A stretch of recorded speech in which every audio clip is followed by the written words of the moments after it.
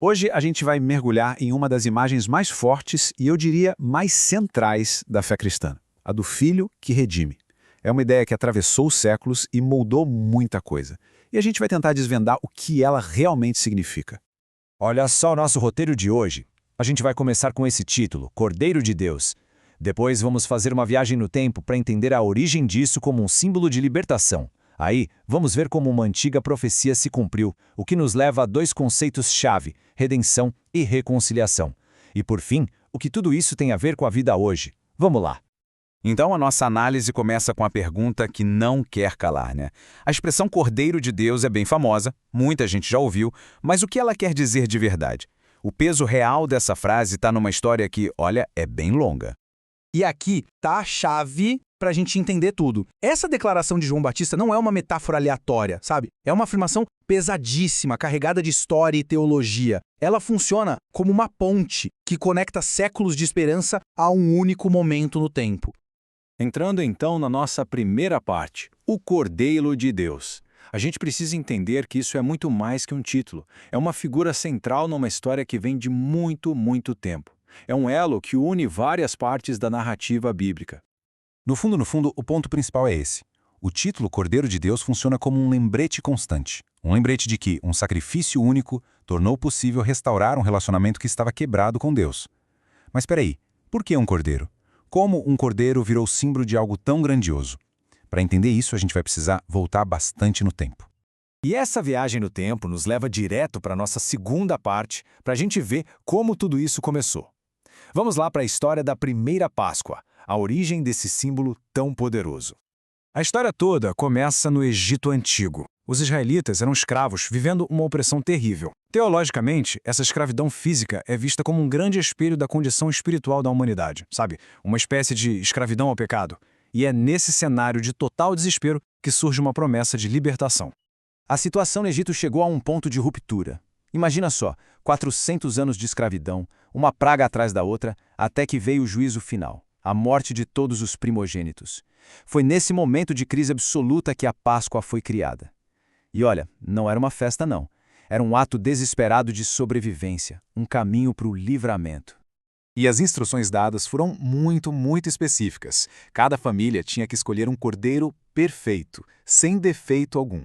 Ele devia ser sacrificado e o sangue dele devia ser passado nas portas das casas. A refeição tinha que ser feita com pressa, com todo mundo pronto para ir embora a qualquer momento. Cada detalhe contava. E aqui está o ponto crucial. O sangue não era um ritual vazio, era o sinal visível que diferenciava as casas dos israelitas, onde tinha o sangue, o anjo da morte passava por cima, e é daí que vem o nome Páscoa, de passagem. O sangue do cordeiro, então, significava proteção, significava vida e, no final das contas, significava liberdade. Agora a gente dá um salto enorme no tempo. Vamos para a nossa terceira sessão para ver como esse símbolo antigo de livramento se transforma e encontra-se o significado final. De um símbolo a um salvador. O que a gente vê aqui é uma ideia sendo construída ao longo de quase 1500 anos. Tudo começa com o Cordeiro da Páscoa lá no Egito. Séculos depois, o profeta Isaías fala de um servo sofredor que seria levado como um cordeiro por matadouro. E, finalmente, João Batista aponta para Jesus e conecta todos esses pontos com uma única frase. Então, o que João Batista queria dizer com Cordeiro de Deus? Ele estava juntando três ideias muito poderosas na mente de quem o ouvia. A primeira, a do Cordeiro da Páscoa, que significa livramento. A segunda, a do Cordeiro de Sacrifício do Templo, que fala sobre perdão dos pecados.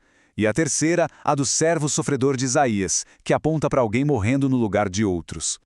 O livro de Hebreus pega essa ideia e eleva a um outro nível. A palavra-chave aqui é aniquilar. A promessa não é mais só de cobrir ou adiar a consequência do pecado. A promessa agora é de eliminar o pecado completamente, através de um sacrifício que acontece uma única vez e é final.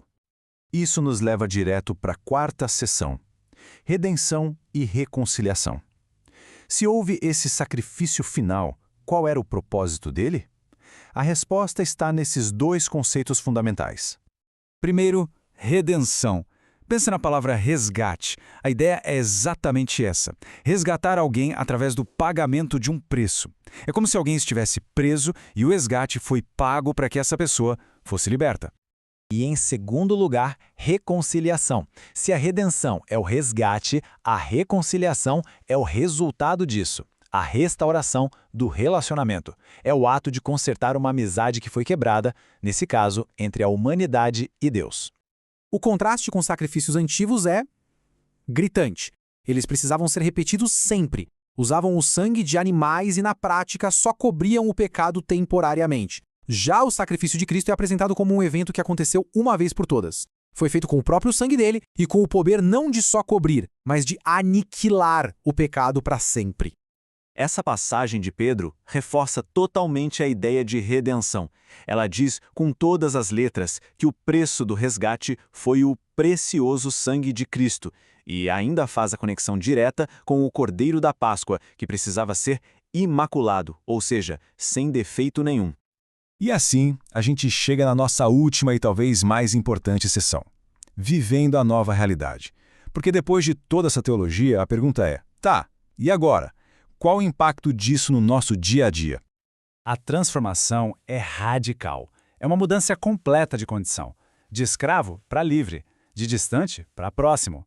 O resultado disso seria um novo tipo de acesso a Deus, um acesso sem culpa ou medo. A cruz, que era um símbolo de morte, se torna a ponte que conecta ao que estava separado. E tudo isso leva a um chamado. A ideia central é viver de acordo com essa nova identidade. É viver como alguém que foi de verdade perdoado, liberto e acolhido, e não mais como alguém que continua preso às correntes do passado. E a gente termina com essa pergunta, que fica para reflexão. Se a análise aponta que a redenção e a reconciliação abriram um caminho novo, a questão que permanece para cada um de nós é como é que se vive a partir disso.